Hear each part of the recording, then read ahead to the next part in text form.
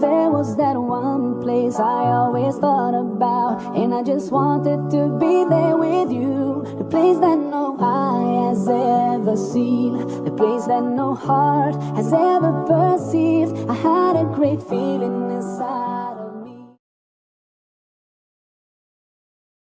Secara pendekatan psikoanalisis dikembangkan oleh Sigmund Freud. Psikoanalisis mulai diperkenalkan oleh Freud pada buku pertamanya, yaitu Penafsiran Mimpi, pada tahun 1900.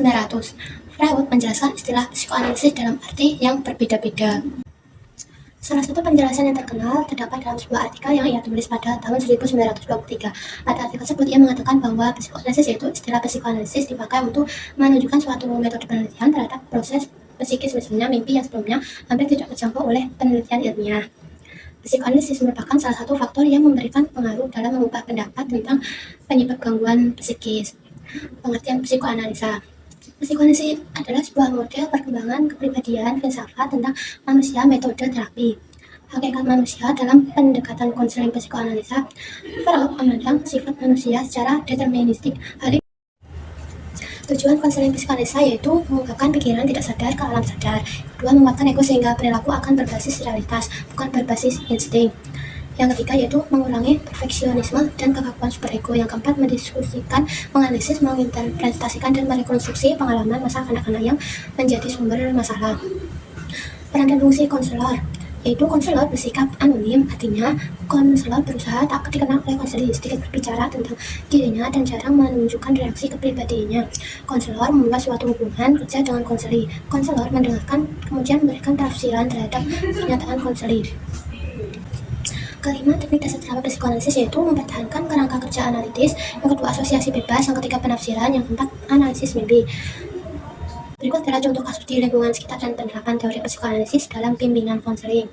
Untuk mengenalinya, ada seorang siswa laki-laki yang berusia 16 tahun, kelas 2 SMA, tampak murung, pendiam, dan prestasinya menurun drastis. Dalam beberapa ditanya oleh guru BK, dia mengeluh merasa tidak semangat, mudah marah, dan sering merasa cemas tanpa alasan yang jelas. Dia juga mengaku sering merasa rendah diri dan tidak percaya diri ketika berinteraksi dengan teman-temannya. Penerapan teori psikoanalisis menurut teori psikoanalisis Freud, perilaku dan kepribadian seorang sangat dipengaruhi oleh pengalaman masa kecil dan alam bawah sadar. Untuk memahami masalah siswa tersebut, konselor dapat melakukan eksplorasi mendalam, melakukan teknik asosiasi bebas, dan menganalisis mimpi untuk mengungkapkan konflik bawah sadar atau trauma masa lalu yang mungkin berpengaruh. Dalam pendekatan ini, konselor dapat berusaha membawa isi alam bawah sadar siswa ke alam sadar untuk diproses dan diatasi. Misalnya melalui asosiasi bebas, siswa mengungkapkan pengalaman masa kecil mendapat perilaku kasar dari ayahnya. Asosiasi bebas, siswa mengungkapkan pengalaman masa kecil mendapat perlakuan kasar dari ayahnya atau tekanan berlebihan untuk berprestasi. Hal ini kemudian membentuk konflik bawah sadar yang memicu gejala-gejala seperti rendah diri, cemas, depresi. Peran konselor adalah membantu siswa mengenali dan memahami akar permasalahan dari alam bawah sadarnya, kemudian membantu meredakan konflik tersebut melalui katarsis, pelepasan emosi, dan pemberian insting agar siswa dapat mengembangkan mekanisme pertahanan diri yang lebih sehat. Terapi juga dapat melibatkan interpretasi mimpi dan asosiasi bebas untuk menggali lebih dalam ke alam bawah. Ini membutuhkan waktu yang lama dan keterlibatan mendalam konselor dan konseling.